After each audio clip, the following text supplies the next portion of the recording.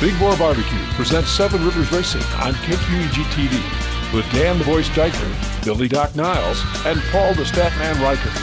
Brought to you by Big Boar Barbecue, Highway 16 West Salem, in La Crosse on 3rd Street downtown and George and Gillette Street. Big Boar Barbecue, now that's a mouthful. By Carey Heating and Air Conditioning, your residential specialist, serving the La Crosse area since 1929. Carey Heating and Air Conditioning. Welcome to race fans at Seven Rivers Racing KQEG TV, along with Billy Doc Niles and the man that's finally back after like a 6-month hiatus. Hi, everybody. Myself, Radio Man Dan Dyker. The program being brought to you by Big Boar Barbecue. Breaking news, gentlemen. Breaking news. And George Streets. They are open on the north side now. Woohoo! Nice. Add Big Boar Barbecue in your Facebook, because at this time of the year, they're going to fluctuate the days and hours that they're open.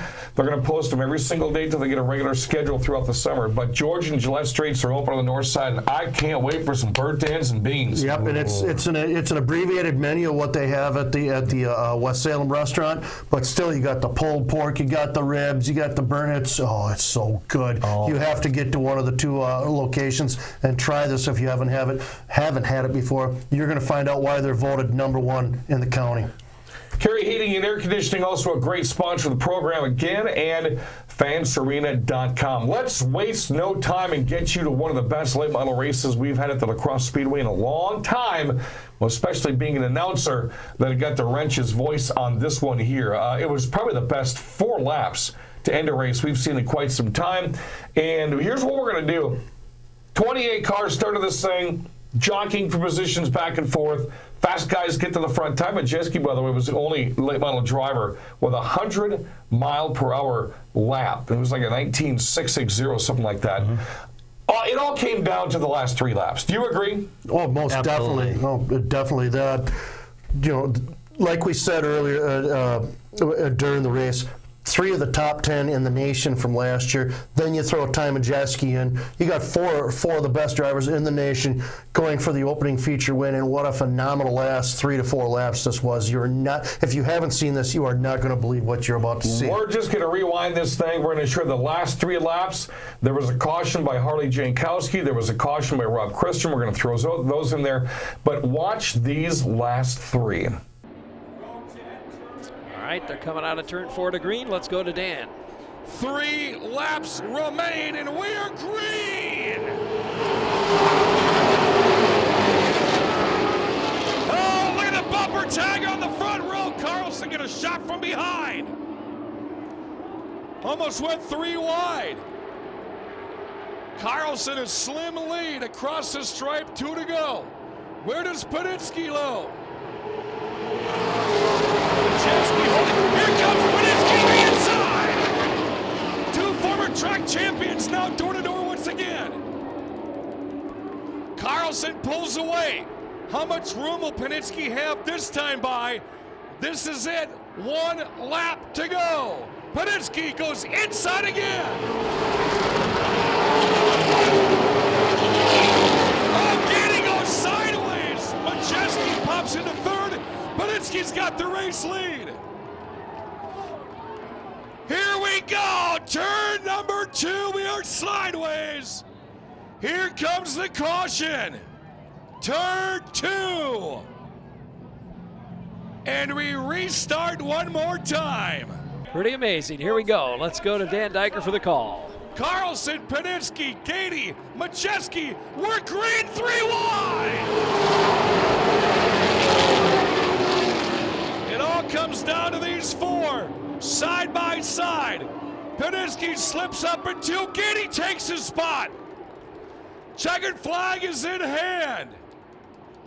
On a turn 4, the Budweiser 25 is Steve Carlson. Thrilling finish. I tell you what, some of the camera angles that Bruce Noodleman had with ultimate photo and video. Ultimate lap. Really showed a lot of things that he was so up close with the in-car that I could not see in the tower announcing that race. We won't get into some of the things we got to see because I'm sure you've already seen it.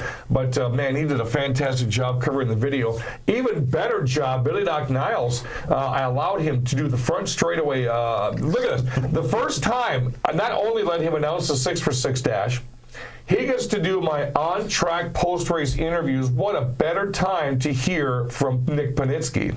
First of all, some pretty nifty moves to get to the front from the middle of the pack. Talk about some of that racing there. Yeah, we had a long ways to go. Car was really good. I mean, I think everybody saw that. You know, we had a fun time coming up through the field there. It was fun racing for the finish. You know, 66 kind of did some uncharacteristic things, but I think, you know, we'll be back next week. Billy Doc Niles, the crowd went wild with Nick's comments. Yep, I think the comment was the 66 did some uncharacteristic things, and that's what set the Minnesota crowd off. And by the way, great crowd of people from both Minnesota and Wisconsin. Oh, yeah. We have some of the best racing here in the Midwest, and they were very passionate on Saturday, and you could tell during these post-race interviews. So then, like I said during the radio show, Paul Reichert, then you stick in a fantastic Jacob Gady, great second-place finish. And if you hear Panitsky's post-race and Carlson's, he just didn't seem like he fit into it. Yeah, he just didn't want to get stuck in the middle there of that little feud going on there, or rivalry going on between them. Here's what that man had to say. Jacob Gady, an interesting last couple of laps for you too. Talk about them last couple of laps.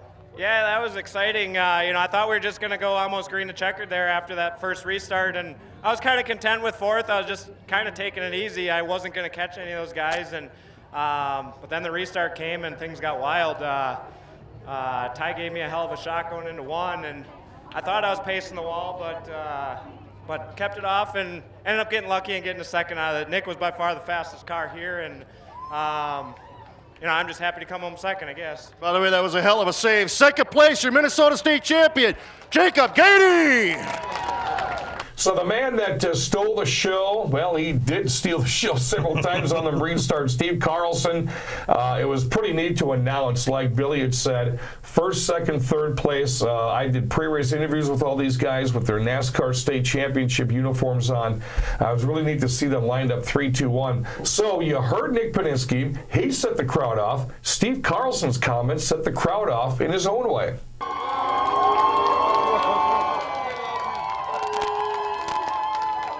Those last couple of restarts were rather exciting. Get a little loose going into one, it looked like. Yeah, I had a little help getting loose, but it's going to be a great year. You guys should all come back because this is going to get better. It looked like you were off on a Sunday cruise there. Then the 18 drops off, and then the yellows start to happen. All of a sudden, it turned into a little bit of work for you. Well, yeah, I didn't qualify very good. I started up front, and I was just driving around there. I looked in the mirror and went, oh, they're coming now. I better get going. And good thing it was over when it was. Folks, what you see on the front stretch right here is 3 of the top 10 in the nation. Give it up. Your feature winner in the Frostbuster, Steve Carlson.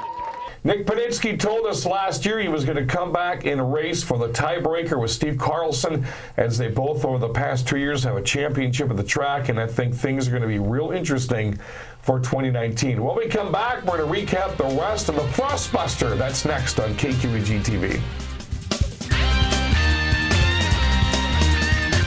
You don't have to fly to Kansas City to get great barbecue. Are you ready for the Ultimate Platter Challenge? Jerry here at Big Boar Barbecue. Our Ultimate Platter is loaded with pork, brisket, chicken, ribs, 3 sides, and 4 slices of bread. If you can eat it all, it's yours free. I'll even give you a certificate for another one you can share with your friends. So how about it? You ready to take the challenge? Stop by, check out the rules, and dig in. And oh yeah, that's a mouthful. American Standard Heating and Air Conditioning is built to a higher standard, so you can focus on the problems in your life that actually matter. Hey, Dave. Like giving Jeff his ladder back before he takes it back. Or where to put the food when you both get the groceries. Or the doggy door that just became a raccoony door. Whatever you're worrying about, it won't be this. American Standard Heating and Air Conditioning, built to a higher standard. Carey Heating and Air Conditioning, your 2018 American Standard Building a Higher Standard Award winner. Call Carey today for your free estimate. Welcome back, race fans. Summers Racing, KQEG TV, along with Billy Doc Niles, Paul Reichert, I'm Dan Dyker. I did forget to mention Back 40 Wraps of Epic Media. They put together that great banner that you see behind us. And, man, I'll tell you what, Drew has been vinyling cars with Epic Media all season. He's got quite a few cars out at the track that look phenomenal. Drew's doing a great job. I think Zach Leach just posted his new street stock here of what that looked like this past week. If you need a race car lettered or if you need a really cool sign, you know, give Drew an epic vinyl a call. It looks great. Really cool sign for the Sportsman division this year is the number 28. What a way for Sam Niles to get the Sportsman started at the Cross. Yeah, another great feature finish and something that, of course, Bill, you were proud of. Yeah, as you know, of course, I was rooting for him. You know, I got to root for my nephew. And by the way, he is going to be our guest today on the show in the third segment. But come feature time, he got out to a pretty big lead, and car started not act the way he wanted to. And as you're going to see in the final two laps right here, as Jesse rolls this for us, he's got some company here with Steve Schulze and Tom Lethe, and Schulze made some runs at him for a couple of laps, and then Lethe came along, stole that second spot, and made a run for it on the last lap, as you're going to watch here. And Sam, just one relieved driver that he was able to haul it in. He's going to, like he said, he's going to be our guest here in the third segment, and he's going to talk about what was going on with the car. But very, very relieved to see my nephew get another feature win after that great one he won at the end of last season. Start the season off right this year, and what a phenomenal looking car he has this year too. So interestingly enough, Steve Schultz in the 23 was Oliver Niles' bumper. He gets DQ'd. I'm not sure what the reason was after the race. And that is his new car that you're going to see at Crosse this year. The old car belongs to Chris Grady, who was driving the 21. Which what a nice looking car he has right there. That Wood Brothers lookalike. That is phenomenal. So again, Sam Niles wins race number 1. Let's get you to the Thunder stocks. And I owe a shot. I told everybody this year, if I get it wrong, I owe a shot. Hobby stock feature, Bill Schott closed the gap on race leader Adam Moore, scraped by in a pass in turn 2. Down the back straightaway. Well, let's just show you the final laps of this one right here. As Adam Moore didn't like getting scraped and passed, we called it a bump and run. He went after Schott, takes him into turn 3, spins him around, caution comes out. And then, of course, Bill Schott works his way through the field, down the front straightaway. It looked as though that Adam Moore was about to leave the track, because as high up in turn 1 as he was, the only place he was going was outside the track. Schott gave them retaliatory shot. Of course, we don't like to blame and accuse, but that was so blatant on here, and everybody knew what was going on, that Caleb Hardy found himself with a little bit of clean air, and then Caleb Hardy cleans up and takes the hobby stock feature. Yeah, it was... You know, it's kind of phenomenal what went on with Schott and Moore. You know, you kind of expect, you would expect somebody would have some cooler heads and, you know, think, you know, all right, we'll deal with this in the pits. But they chose to take it out on each other in the track, and they're each going to be spending a little time away because of their actions on the track. But it's still, you know, due to their actions, you know, congratulations, Caleb Hardy. You just took third place right into first and into victory lane. To the Hornets we go. We had about 25-26 on hand, and it was neat to see some Minnesota drivers come down. They were actually testing enduro cars, which fit under the Hornet rules of the Crosse Speedway. Former late model driver Troy Tuma from La Crosse was down there. Victor Vaughn, first one to ever been in a race car, period, had the silver 86, besides a little melee in the front straightaway. Said he had a blast, and he's definitely coming back. Oh, yeah, welcome back. Rich Owine, a guy that I've called races for the Midwest Compact Series. He's been in the Midwest Dash Series. He's run a bunch of enduros, as you're going to see here the last 2 laps. Was pretty much unstoppable as you had cars like Jimmy Bjorkman working their way through the field, and I didn't think anybody was going to catch a 7. Yeah, I had my eye on Chalmers. He seemed to be the fastest guy in both the Hornets and the street stocks all day long. And he was making his run through the pack, but he just didn't have enough time. And, you know, Owine had the car. He started out front. He had clean air pretty much. He worked his way through traffic as best he could. And he comes out with his first feature win here at the La Crosse Fairground Speedway. Go into the street stocks, and you always look for Draz Racing. You always look for No Limits Racing. They always have 4, 5, 6 cars underneath their belts. They all brought out fantastic-looking cars. Cheeto, man, that thing's a step up from last year. Oh, yeah. Smalls, Jonathan Burbach, step up from last year. What about Jake Chalmers, first year in a street stock, the flashiest, cleanest-looking street stock we had all night, and he ends up in victory lane as we roll this.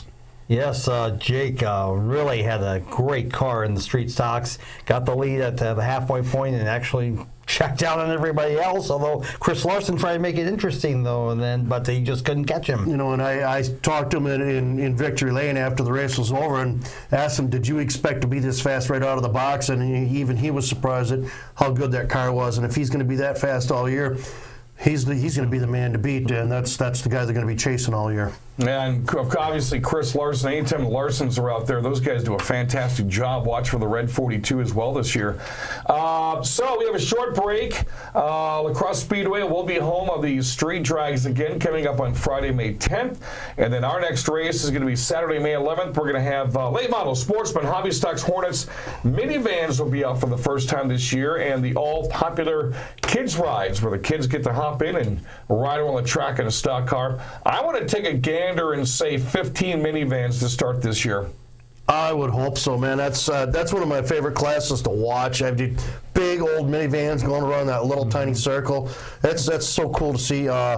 And it's probably one of the ultimate beginner classes because minivans are everywhere. You can find them anywhere. It's a good, strong V6. I mean, it's a good affordable class to get if you just want to get into racing. I mean, they only race like 4, 5, 6 times all year. Yeah. There you go. You know, a great starter class. Go out and have some fun. A couple times. Matt Moore in Toma. He had one. He hit me up on social media with for $300 the other day. Said it's race ready. Just come, rip everything out of it. And that's really all the rules are. Look the rules up at CrosseSpeedway.com.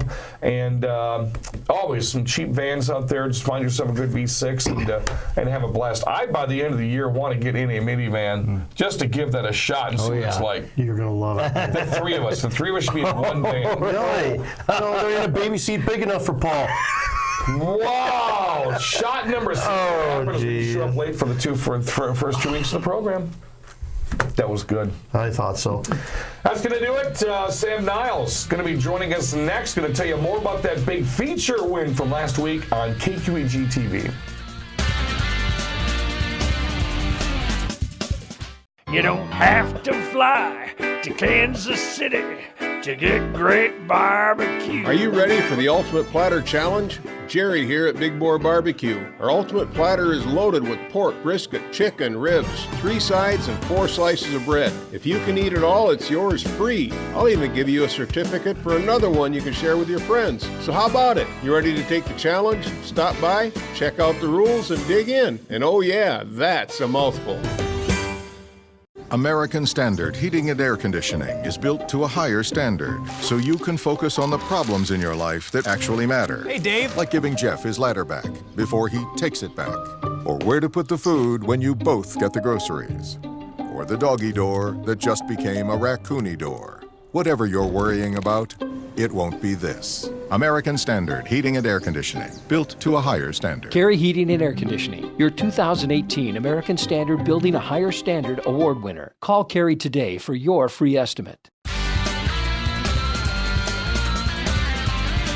Welcome back, race fans. Seven Rivers Racing KQEG TV, presented by Big Boar Barbecue. They are now open on the north side in that Gillette Street location. Hopefully, Billy Doc Niles and I, and maybe Paul, will be up there taping a show this year. If you did not see the Frostbuster at La Crosse last week, you better watch Knights of Thunder. That was some of the best racing I've called up there in many, many years. This guy sitting next to me really showed that, hey, after 3 years, I can be a contender. He won the feature of the Frostbuster and then be the number 28 of Sam Niles. Sam, welcome in. Congratulations, brother. Thank you.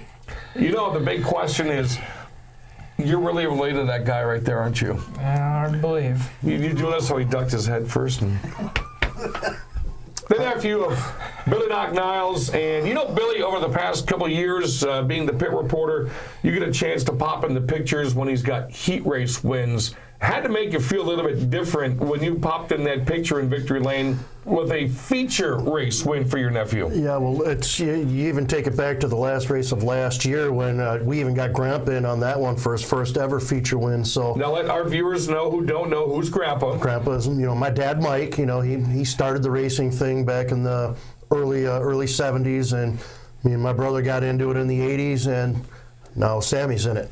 So, Sammy, let's talk about that feature. You got one heck of a break at the beginning of it to break out to a nice big lead. Talk about basically what I saw, it looked like the car started going away on you and allowed them 2 cars to catch up to you. Yeah, so it started out great. The car was one of the best times that I've ever had it. You know, it was handling great. The speed was there, and throughout the race, it just progressively got looser and looser and looser, and then it was getting harder to hang on to. I mean, it's a good thing that I got that break when I did, because it would have been tough to fight off those guys any more laps than I did. Like I've mentioned before, the competition's great, and I wasn't surprised to see guys up there with me. I mean, there's some fast guys in this class. And the scenario could have unfolded like this. Steve Schultz was on you the entire time in the white and red 23. He was eventually DQ'd. He would have won that race had you slipped up one time. Mm-hmm. And then he gets DQ'd, then you're the unofficial Mr. Technicality, like the uncle. No. I am the only Mr. Technicality. He won outright. Is there a TM on that? No, I'm saying if Schultz would have won, he would have eventually been DQ'd, then he'd have been declared the winner. We're not going to deal in what ifs. He won. We don't want to do the what ifs. And I know that had to have been running through your head, because when we were doing radio this week, you said one moment you looked up and you saw a whole mirror full of white. Mm-hmm. Yeah, it started with nobody back in the mirror, and all of a sudden I came out of going into the corner one time, and then I looked up, and there was just a flash of white in my mirror, and I was like, oh man, they're coming. It was tough to keep the car in check and try to keep it working how it should have, but one slip up there, and it would have probably been either a second or third place finish, but was able to hold on to it. So we don't have as much time as we did in the radio show, so try and kind of condense this answer. Talk about the difference in tires between last year and this year, because I found that kind of fascinating. Yeah, we ran the S800s last year. We're running the D800s this year. The D800s are a faster tire for sure. I'm very preferable to them over the S800s. The tires are bigger this year than they were last year, the diameter of them. We had some 82s, 83s last year for tire sizes, and this year we're more up in the 85 and 86 range. And, like I said, overall, better tire, I think, doesn't matter the size. Just great tire, I think. So. And we saw earlier in the show, we got to see the last couple of laps of you winning that feature. Phenomenal scheme on that car this year. Talk about the inspiration behind that. Just kind of geared more towards like a veteran thing. My main focus behind that was just wanting veterans, that are there and that can see it on Facebook, just to know that the Niles Racing team appreciates what they do, what they have done, the sacrifices they've made. Just they're an inspiration to me, and if I can, put a smile on their face by having a red, white, and blue car out there, I'd love to do that. So quick scenario. So you win the very first feature of the year. Did that give you and your race team enough time to be able to figure out what that car can do? Or would you have rather maybe finish second or third so you can learn more things about that car? I mean, obviously you want the win, but give us both sides of that. Well, I mean, there's a bunch of stuff you can learn whether you win or you get last. I've figured out mostly what the car can do when it's by itself, and even when it's in traffic trying to get around people. And when I was out front, I kind of learned some things about the car that maybe we want to address and we want to change, just to make it a little bit faster and even in traffic. And then when you're racing in traffic, you figure out what you need to work on as a driver, because you not only see how you do against other people, but you see how those other people are doing in that race as well. So, Sam, we got less than 2 minutes here, and I know you got some great sponsors that you want to talk about. Why don't you tell us who's helping you out this year? Well, we got a couple new sponsors that joined aboard this year. We got to thank Coney Island for coming back, Coney Island Lacrosse. The Turner family stepped up and really helped out this year. We appreciate them out of Holman. We got Premier Spine and Health and Injury. Those are out of Holman as well. Leonard's Trucking actually just hopped on board this year too, out of Lacrosse. We got Advertising Concepts as well that they got us some nice coats. We really appreciate that. Feature Sports Bar and Grill out of Holman.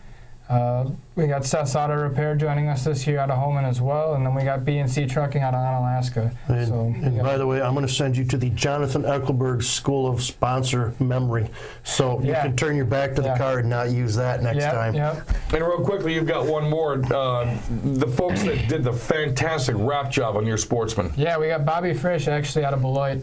Really helped out this year, stepped up big. Car looks fantastic.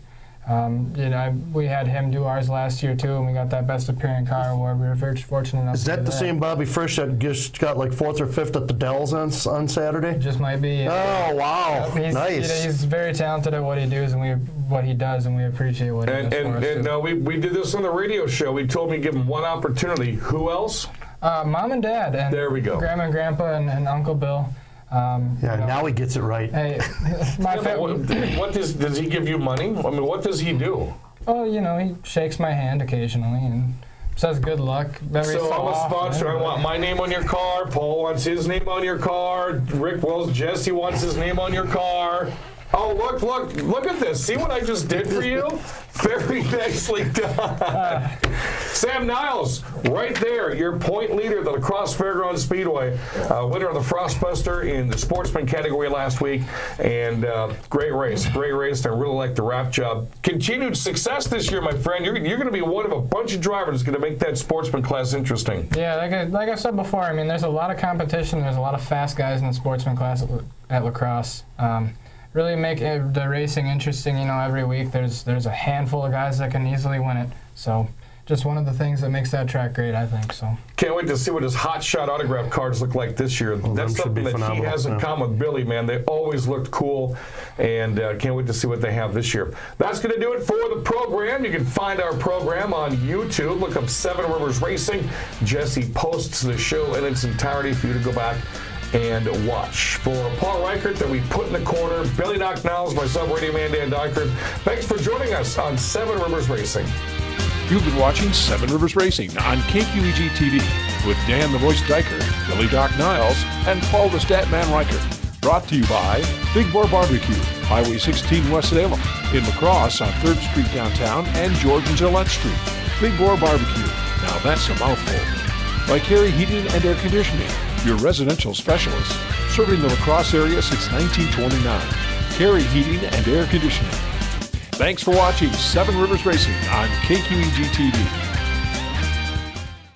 You don't have to fly to Kansas City to get great barbecue. Are you ready for the Ultimate Platter Challenge? Jerry here at Big Boar Barbecue. Our Ultimate Platter is loaded with pork, brisket, chicken, ribs, 3 sides, and 4 slices of bread. If you can eat it all, it's yours free. I'll even give you a certificate for another one you can share with your friends. So how about it? You ready to take the challenge? Stop by, check out the rules, and dig in. And oh yeah, that's a mouthful.